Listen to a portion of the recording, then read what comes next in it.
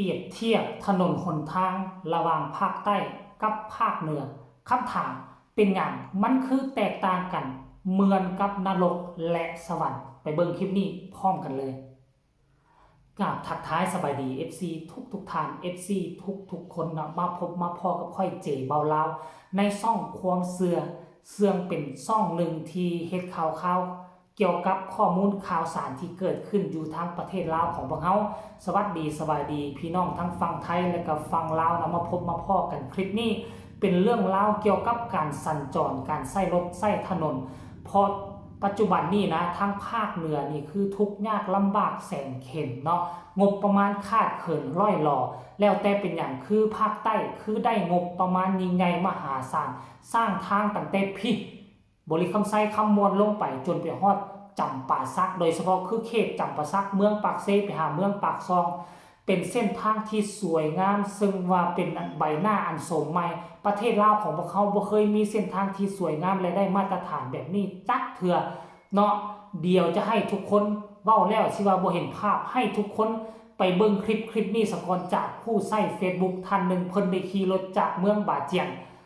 ไปสู่เมืองปากซองเป็นระยะทางเกือบ30กว่ากิโลปาโท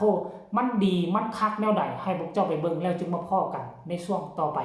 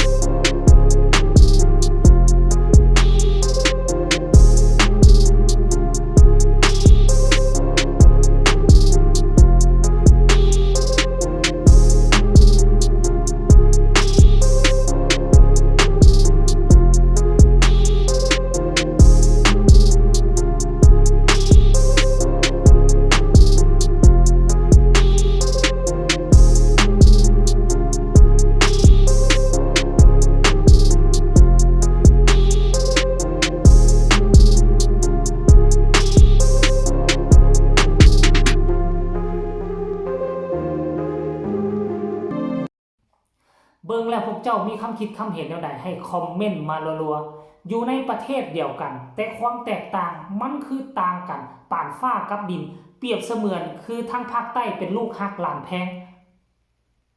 ของประเทศเฮาเปรียบเสมือนภาคเหนือคือลูกเมียน้อยเปรียบเสมือนภาคเหนือคือกับลูกเลี้ยงท่านผู้ชมมันแตกต่างกันอีหลีทั้งที่เส้นทางเหล่านั้นก็เป็นเส้นทางยุทธศาสตร์เป็นเส้นทางหลัก เส้นเดียวกันโดยเฉพาะคือเส้นทางสู่ทางเหนือนี่แห้งสำคัญกว่าเส้นทางสู่ภาคใต้เพราะว่ามันจะเป็นเส้นทางสู่ประเทศจีนการขนส่งสินค้ามีมาตลอด24ชั่วโมงแต่มันคือแตกต่างกันแท้ให้พวกท่านไปเบิ่งคลิปนี้ว่าเส้นทางจากกาสีขึ้นไปสู่วังเวียงขึ้นไปสู่หลวงพระบางขึ้นไปสู่เมืองนานเชียงเงินว่ามันเป็นแนวใดให้พวกเจ้าไปฟังก่อนแล้วจึงมาพอกันในช่วงต่อไปของเดนซี่เนาะเวลาประมาณ11 โมงเนาะนี่ผู้สแกนเนอร์นี่รถฟอร์ด3 คันดึงรถลากคันหนึ่งเขาน่ะหดสุดหดกับเบื้องเอาเนาะทางที่ต้มน่ะทางไปให้ยังงามกว่าน่ะตายทางอันยะเลยว่ะ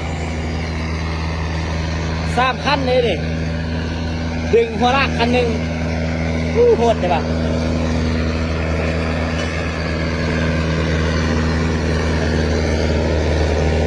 3 คันโอ้ครับไอ้เนาะว้าว3 คันคนนี้ดึงอ่ะ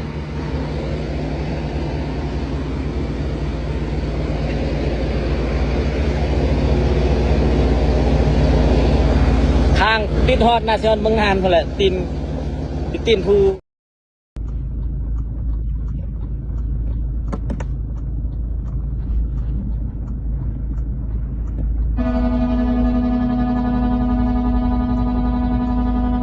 ข้างล่างมาบีบหอยสุดแม่ต่ำมากเลยคันนี้มาบีบคันได้บีบขันหลังนี่พี่มันต่ำขนาดแล้วมันจืดใช่ป่ะไปอย่างนั้น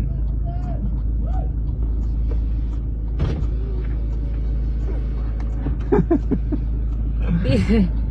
ไปลงจีนอ่ะยับไปเข้านิดนึงดูเตียงแล้วจอดบนมันลื่นพอดีป่ะกับหลายคนได้ป่ะจะคนวะสุกหลายคนได้ป่ะจะคนสาวไปคนเลยเดี๋ยวนี้อย่าฟ้าปิกใกล้เขาไหลไหมโอ้ยเตียงไปก็ได้เลยยับมูไปก็เอานี่บิ๊กเกสให้เขาพี่สุกขับนี่เลยขับไปนั้นผู้ใดก็สุฟืนสุฟืนลาวเจอสุฟืนจีนจะไปหัวเขาไป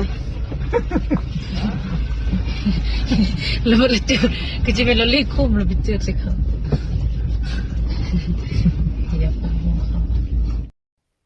โอเคพวกเจ้าเห็นกับตาแล้วหรือยังน้ำไหลไฟสว่างถนนหนทางสะดวกสบายคำนี้เอาไปใส่กับภาคใต้โอเคถูกต้องแต่ว่าคานครหลวงเวียงจันทร์ขึ้นเมื่อเอาคาวังเวียงขึ้นเมื่อหาชายแดนลาวจีนเป็นระยะทางหลาย100 กว่ากิโลจะเอามาใส่บ่ได้แล้วน้ำไหลไฟสว่างถนนหนทางอันถนนหนทางตัดไปอันน้ำไหลไฟสว่างย่อมรับน้ำไหลไฟสว่างมีแต่ถนนหนทางสะดวกสบายคือตัดทิ่มไปเลยดังที่พวกเจ้าเห็นเลยปัจจุบันมีเส้นทางขึ้นสู่หลวงพระบางทั้ง3เส้นทางหลักบ่ว่าทางภูคูนบ่ว่าทางอันนาภูเก่าลักบ่ว่าทางภูสะแกนทางสยามมาคือถึกตัดขาดคนไปข้างย้อนเป็นมือเป็นคืนเข้าน้ำซ้ำปากกับเกือบบ่ได้กินปัจจุบันนี้หน่วยงานที่เกี่ยวข้องยังบ่มีท่าทีว่าจะไปแก้ไขให้มันทวงทันหรือบ่อีกเพียงแต่ 4-5 มื้อจะฮอดสงกรานต์แล้วถ้ากรณีแก้ไขบ่ได้การท่องเที่ยวอยู่ทั้งหลวงพระบางคือจบเฮแน่นอนท่านผู้ชมเนาะเอาคลิปนี้ก็เอามาฝากมาต้อนกันเพียงซ้ำนี้การพัฒนาของบ้านเฮาคือว่ามันแตกต่างและก็ดุลเดียงกันแท้ไผมีคำตำหนิที่ส่งก็ส่งข่าวมาไผมี